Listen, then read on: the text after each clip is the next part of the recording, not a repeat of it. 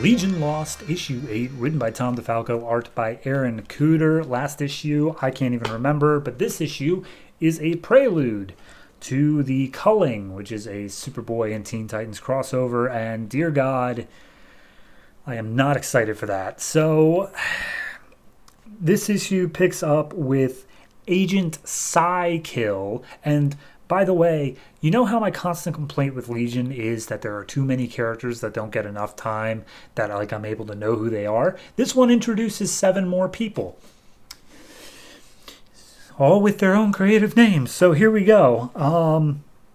We open up with Agent Psykill talking to Director Centerhall of Nowhere, and Centerhall is basically like, hey, we picked up a story of some wolf boy running around New York City. We need you to go get him. And he's like, I'm already locked and loaded. I've been waiting for like an hour. Waiting on you now, bud. Let's go. And then we cut over to Timberwolf and the Legion, who they're all pissed at Timberwolf because he stole money, because they said last issue how they needed money, and clearly this wasn't the right way to go about it. And Timberwolf's like, I stole it from bad guys. That makes it okay. And Tyrock blasts him with some waves or whatever, and he's very pissed off about that. So a fight starts to break out, and all the other Legionnaires are like, hey, everyone chill. Tyrock, you need to be the leader. You need to be the bigger man. Timberwolf, you got to see what you did was at least a little bit wrong here, okay? You understand? So Timberwolf storms out, and everyone's just kind of at odds with each other right now.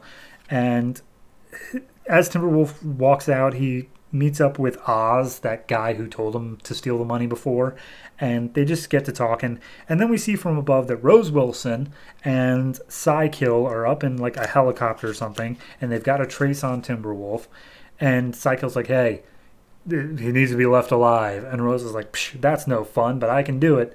And so she dives down to attack Timberwolf, who senses her coming and moves out of the way. And she's like, very impressive. Let us fight. So then the rest of the Legionnaires are like, hey, all right, look, someone needs to go take care of Timberwolf, and, we just need to figure out what it is that we're actually doing here, because obviously we're mostly at odds over the fact of we're kind of trapped here in the 21st century, so yeah, that's kind of a thing. Chameleon Girl, tries to console Tyrock, and he's just like, no, I'm good, bye.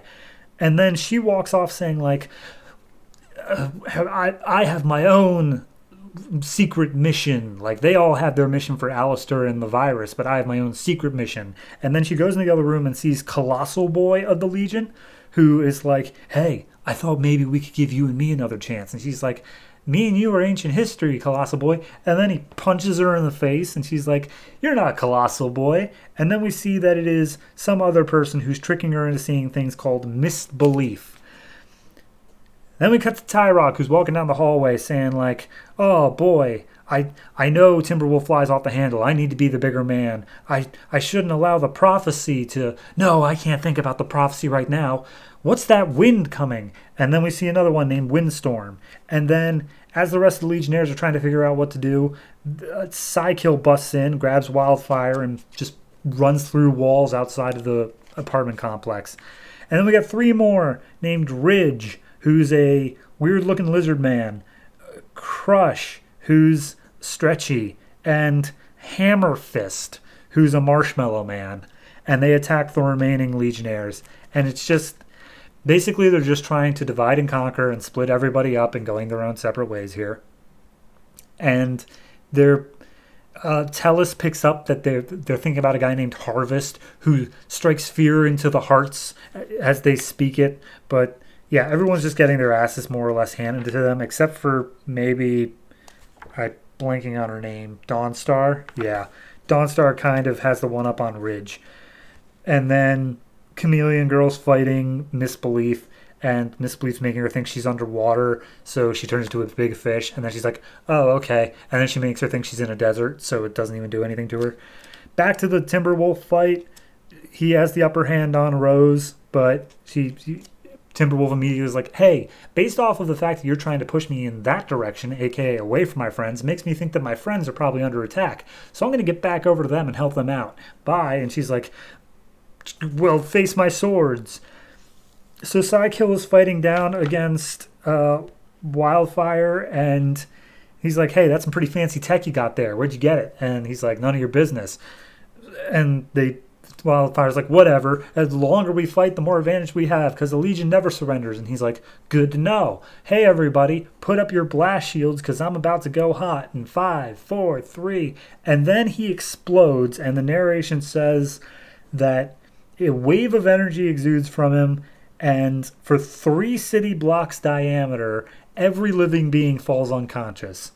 So everyone just picks up their respective legionnaires, makes their way out, and for whatever fucking reason, at the bottom of the page, we just see the Teen Titans just standing there. Not even like in panel, they're just against white, but it's just the Teen Titans are there.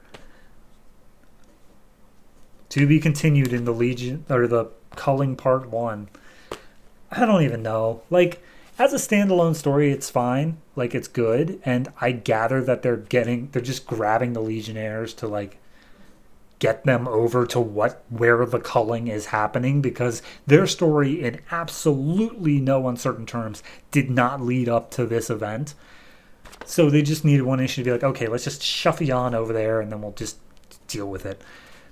But it's, I don't know.